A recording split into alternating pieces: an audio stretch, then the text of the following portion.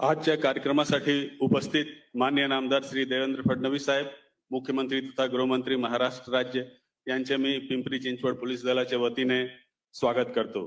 तसेच या विशेष कार्यक्रमासाठी उपस्थित सन्माननीय खासदार, सर्व सन्माननीय आमदार, माझे महानगरपालिका आणि पोलीस आणि इतर विभागाचे सर्व सहकारी, तसेच इथे उपस्थित सर्व सन्माननीय ज्येष्ठ नागरिक, वाहतूक नियमांसाठी स्वस्फूर्तीने आपला सहभाग घेत नोंदवलेले नागरिक, सर्व माध्यमाचे प्रतिनिधी यांच्या सगळ्यांच्या मी मनापासून स्वागत करतो। सर, सन 2018 मध्ये आपला दूरदृष्टी आणि आदेशाने पिंपरी चिंचवड पोलीस आयुक्तालयाची स्थापना करण्यात आली। त्यानंतर आपले मार्गदर्शन आणि पाठिंब्यामुळे आयुक्तालयाला गेल्या 2 वर्षात एक नवीन परिमंडल, 3 पोलीस उपायुक्त, 4 सहाय्यक पोलीस आयुक्त यांचेसह 61 अधिकारी आणि 334 अंमलदार यांची नवीन पदे, 5 नवीन पोलीस स्टेशन मिळाले। पोलीस आयुक्त कार्यालयाचे नवीन इमारत, पोलीस मुख्यालय, अधिकारी व अंमलदार यांचे निवासस्थानकरिता जागा मंजूर केली। गेल्या 3 वर्षात एकूण 152 वाहने आयुक्तालयाला माननीय पालकमंत्री महोदयाने डीपीडीसी मधून उपलब्ध करून दिली। या सर्वसाठी मी माननीय मुख्यमंत्री महोदय, माननीय उपमुख्यमंत्री महोदय तसेच सन्माननीय लोकप्रतिनिधी यांच्या आयुक्तालयाच्या वतीने आभार व्यक्त करतो।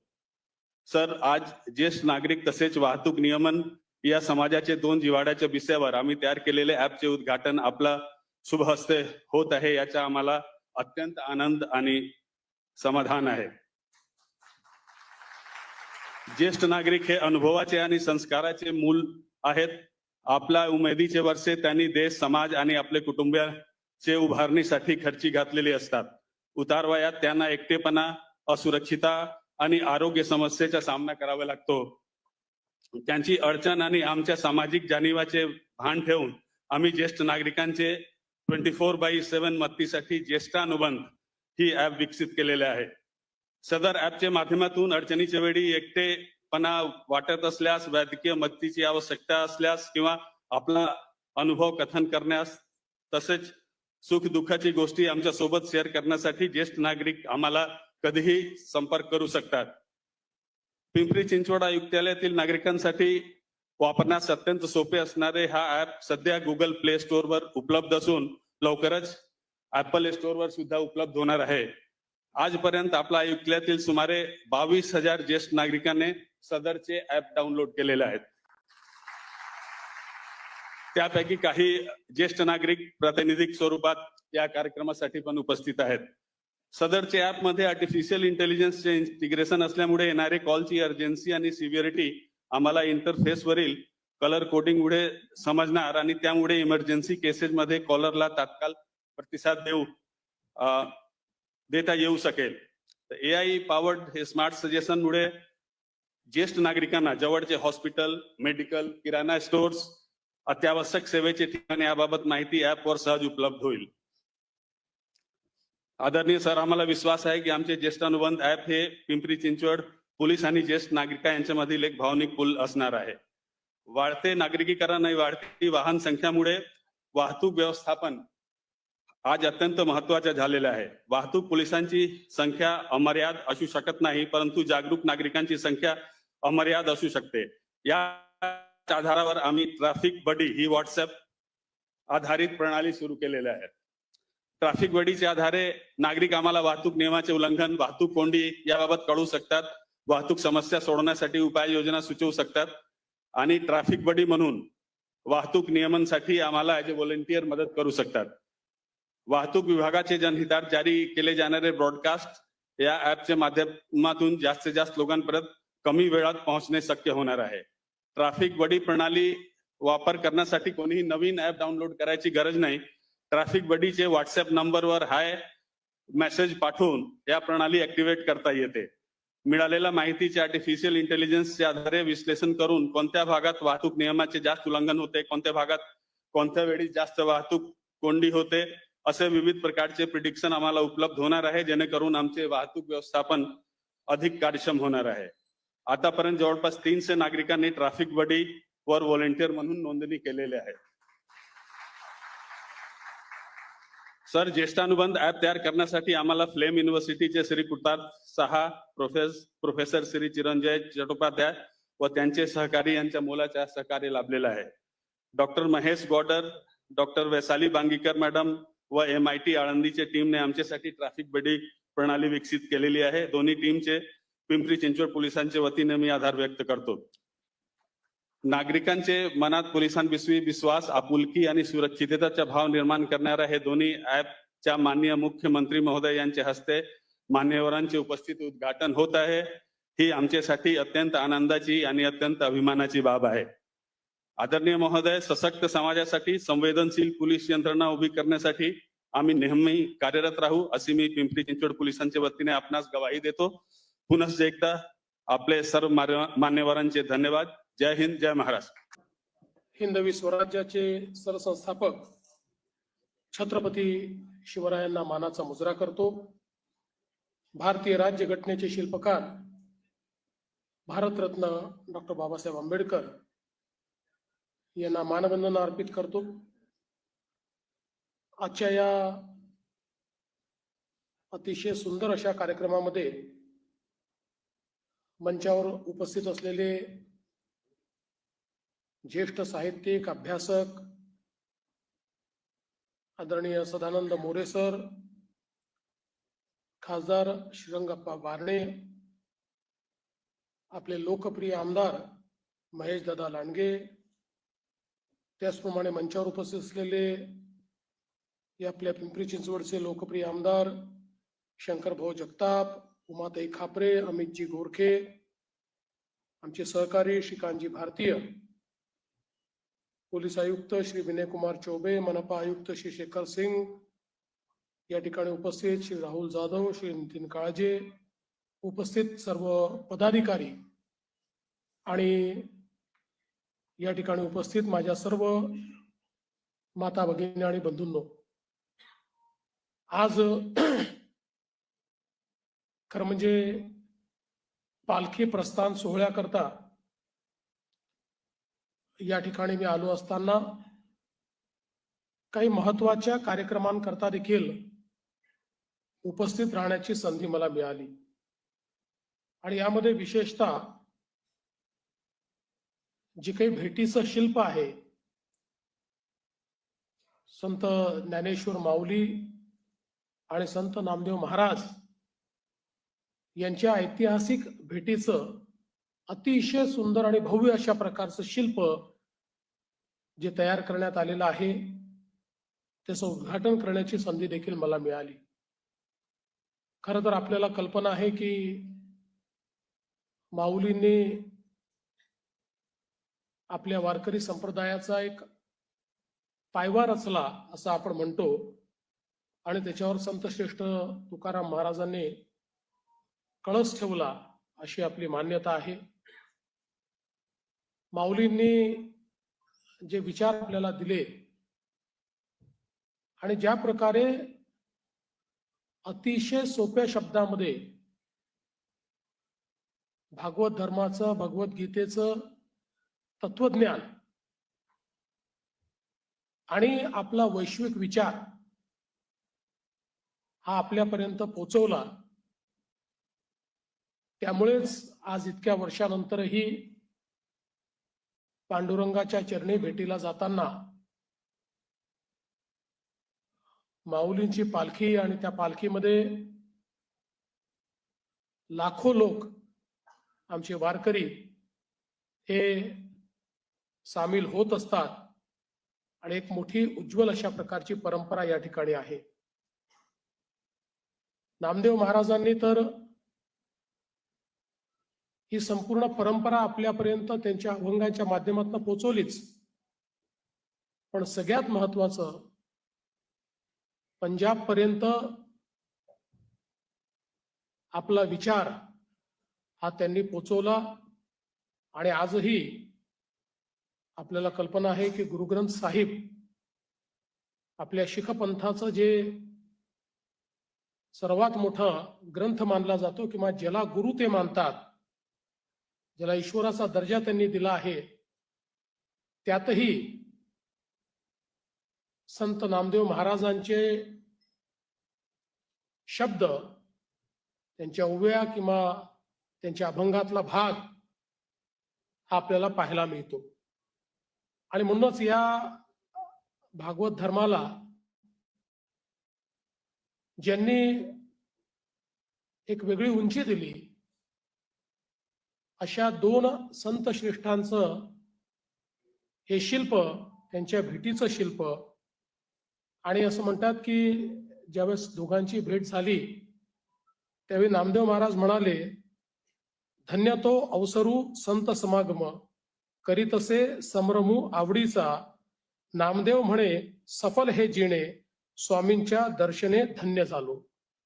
तर त्याचवेळी ज्ञानेश्वर माऊली म्हणाले, भक्त भागवत बहुसाल ऐकिले, बहु होऊन गेले होती पुढे, परी नामयाचे बोलणे नव्हे हे कवित्व, हा रस अद्भुत निरुपमू.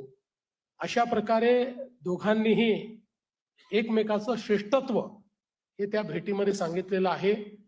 आणि खऱ्या अर्थानं वारकरी संप्रदायामध्ये सर्वात महत्वाचं जर काही असेल तर प्रत्येक जण एकमेकामध्ये माऊली बघतो आणि प्रत्येक जण समोरचा मोठा आहे अशा पद्धतीनं ज्यावेळेस त्याला नमस्कार करतो, मला असं वाटतं की तोच भाव हा या दोघांच्या भेटीमध्ये आपल्याला पाहायला मिळतो.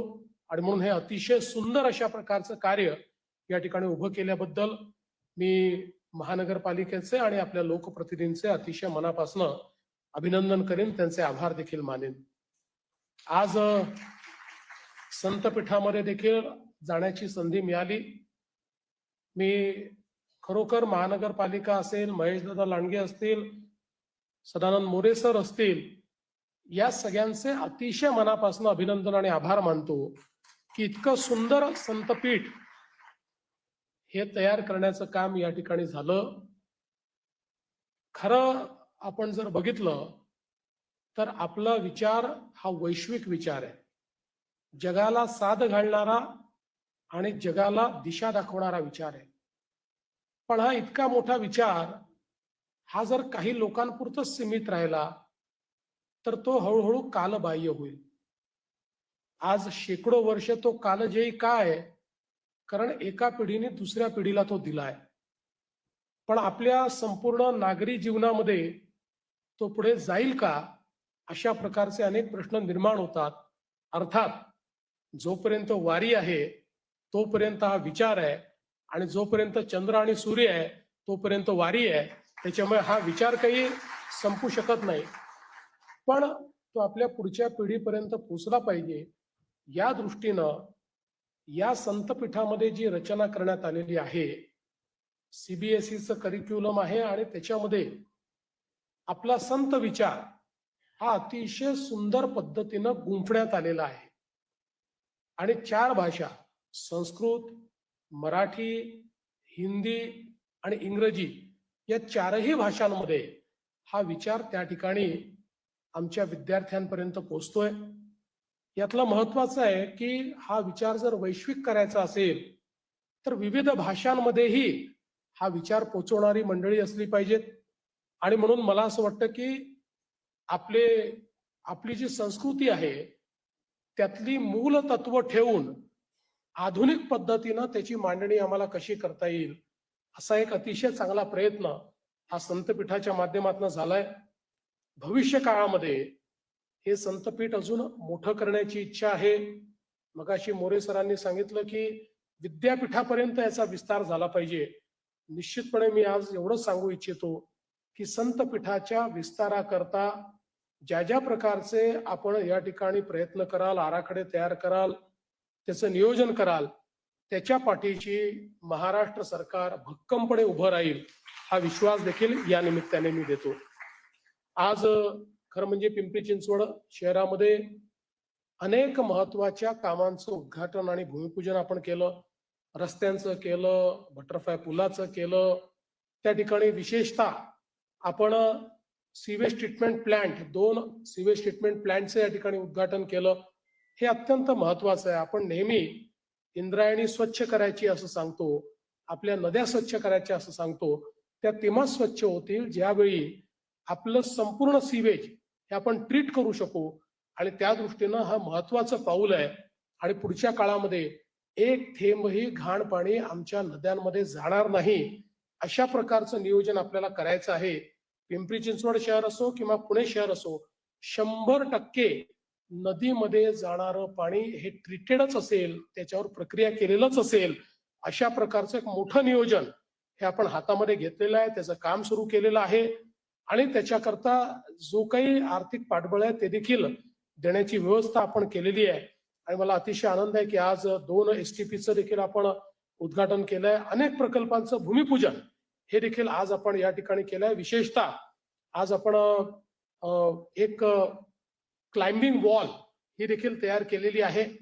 मला असं वाटतं की अलीकडच्या काळामध्ये स्पोर्ट्स म्हणजे खेळ या विषयांमध्ये आमच्या तरुणांची रुची वाढते आणि वेगवेगळ्या प्रकारचे जे काही स्पोर्ट्स आहेत त्याच्यामध्ये जर आमची तरुणाई ही पुढे जायची असेल तर त्याकरता तशा प्रकारचं इन्फ्रास्ट्रक्चर तयार करणं हे अत्यंत आवश्यक आहे. आज आपण पाहतो की क्लाइम्बिंग हा ऑलिम्पिक लेवलचा स्पोर्ट झाला आहे, पण त्याकरता जर आपण व्यवस्थाच उभी केली नाही तर आपल्या मुलांना त्याच्यामध्ये पार्टिसिपेट करता येणार नाही. त्यामुळे मला असं वाटतं चांगलं वेगळ्या प्रकारचं काम हे या ठिकाणी झालेलं आहे.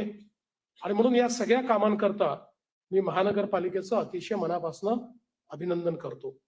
खरं म्हणजे यासोबत 2 चांगले उपक्रम हे आपल्या पोलीस विभागाने देखील सुरू केलेले आहे.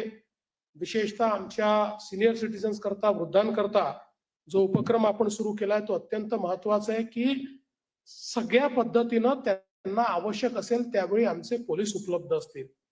मगाशी पोलीस आयुक्तांनी सांगितले खरं आहे की आमच्याकडे 112 किंवा 100 जो जुना नंबर होता, मुंबईला तर विशेषतः मोठ्या प्रमाणात त्याच्यावर कॉल्स येतात आणि त्या कॉलमध्ये तो वृद्ध व्यक्ती जो असतो त्याने एवढ्या करता कॉल केला असतो की त्याला बोलायलाच कोणी नसतं.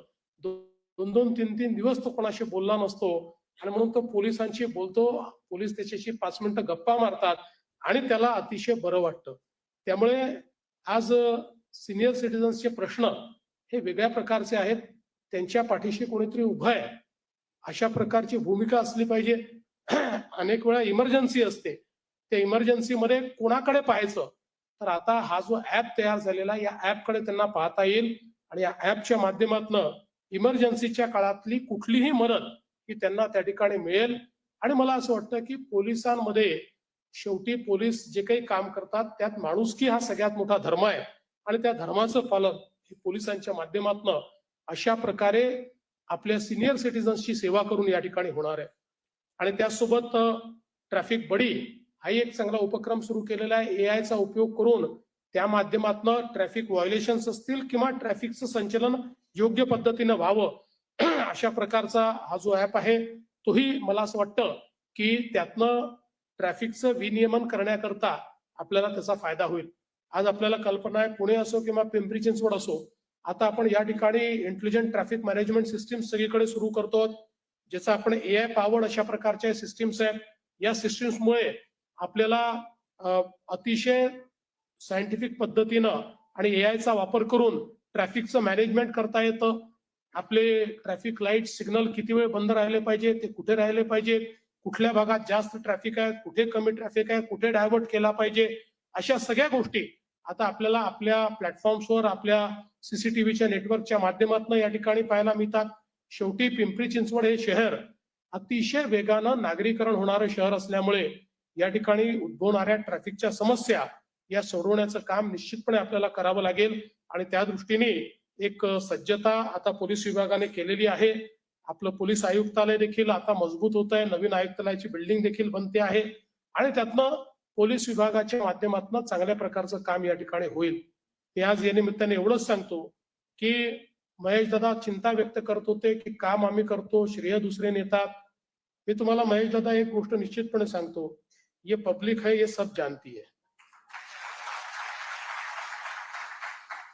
आपण दुसऱ्याचं श्रेय घेऊ शकत नाही आणि आपलं श्रेय दुसरा घेऊ शकत नाही. त्यामुळे तुम्ही चांगलं काम करता, ते काम करत राहायचं. जनता आपलं श्रेय आपल्याला देते आणि आपण वारंवार निवडणुकीत बघितलं ना, जनतेने ते श्रेय आपल्यालाच दिलं, ते काही दुसऱ्याला दिलं नाही. त्याच्यामुळे जनता आपल्या पाठीशी असते आणि म्हणून फार चिंता करायची नाही, काम करत राहायचं, पुढे जात राहायचं. चांगलं काम केलं तर लोक हे आपल्याला आशीर्वाद देतातच. आणि या पिंपरी चिंचवड महानगरपालिकेच्या वाटचालीमध्ये तुमचं सगळ्यांचं जे योगदान आहे ते योगदान जनतेनं बघितलेलं आहे.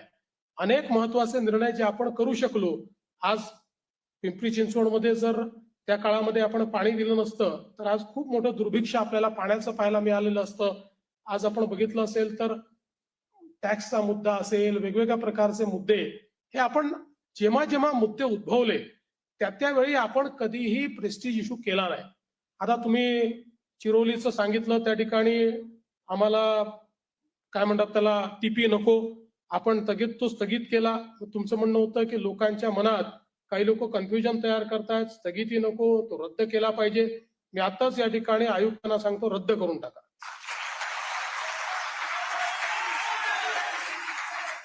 आपल्याला जे करायचं आहे ते जनतेला विश्वासात घेऊन करायचं आहे. आणि शेवटी आपली महानगरपालिका ही या ठिकाणी सुनियोजनबद्ध असली पाहिजे, जसं आम्हाला वाटतं तसं तुम्हालाही वाटतं. त्यामुळे कुठलंही प्लॅनिंग करताना तुम्हाला विश्वासात घेऊन, तुम्हाला समजवून आणि त्यातनं शहराचं उत्तम प्लॅन देखील झाला पाहिजे. कारण वाढतं शहर आहे, वाढत्या शहरामध्ये आपण जर योग्य प्लॅनिंग केलं नाही तर हा देखील प्रश्न उद्याची पिढी आपल्याला विचारेल की आमच्या शहराला तुम्ही खेड्याचं रूप का दिलं, नुसतं कॉन्क्रीटचं जंगल का केलं, तर त्याचंही आपल्याला उत्तर द्यावं लागेल. त्यामुळे नीट आपण सगळे बसून प्रत्येक गोष्टीचा योग्य पद्धतीनं भविष्याचा विचार करून पुढच्या 50 वर्षात हे शहर कुठे असेल असा विचार करून या शहराचं नियोजन आपण करू. तेव्हाच लोक आपल्याला लक्षात ठेवतील आणि मला विश्वास आहे की हेच काम पुढच्या काळामध्ये आपण सगळे मिळून करणार आहोत. आणि म्हणून आज अतिशय चांगली कामं या ठिकाणी महानगरपालिकेने केल्याबद्दल, पोलीस विभागाने केल्याबद्दल त्यांचं सगळ्यांचं मी अभिनंदन करतो. सगळ्या लोकप्रतिनिधींनी याच्यामध्ये पुढाकार घेतला त्याबद्दल त्यांचं मी या ठिकाणी मनापासून अभिनंदन करतो. आणि 3 निवेदनं तुम्ही जे दिलेली आहेत, या निवेदनावर सकारात्मक कारवाई केली जाईल असं आपल्याला या ठिकाणी आश्वस्त करून मी माझं बोलणं संपवतो. धन्यवाद. जय हिंद, जय महाराष्ट्र.